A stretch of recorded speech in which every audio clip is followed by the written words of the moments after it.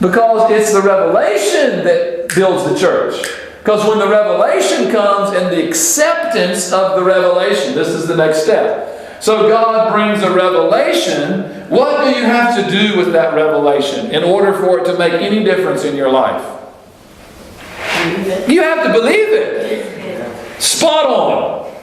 You have to believe it, okay? I use two words here. Believe. The scriptural word is obey. Okay? Now, obedience, don't think of obedience like you grew up thinking about obedience. Obedience has everything to do with belief. Faith. See, when you obey truth, that means you come up under the truth. You submit yourself to the truth. That's obedience. And the way you submit it is you just say, the way you obey it is you just say, I believe it.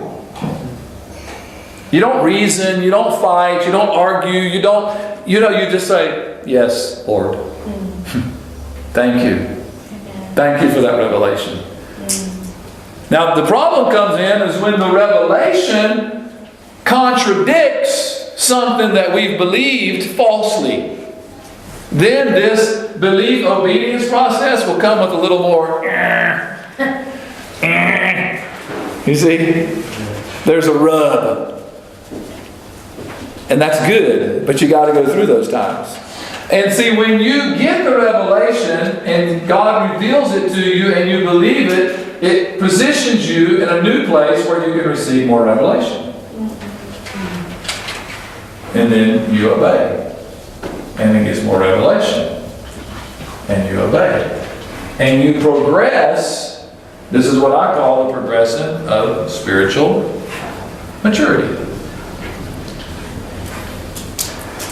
So you will grow and mature in your spiritual person as you receive from God and obey Him. Believe it. And receive and believe and obey and receive and believe and obey. And you'll progress. The problem comes, listen, the problem never comes here because God is always giving revelation. He does not want to withhold anything from us. The problem comes with our believing. That's where we hit the wall.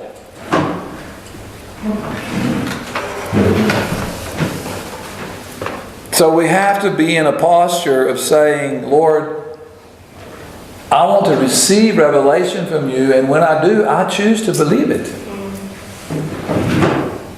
Now, God is the one that takes it. After we receive it, He's the one that takes it and is able to mix it all into us. And He's the one to be able to make it become part of who we are.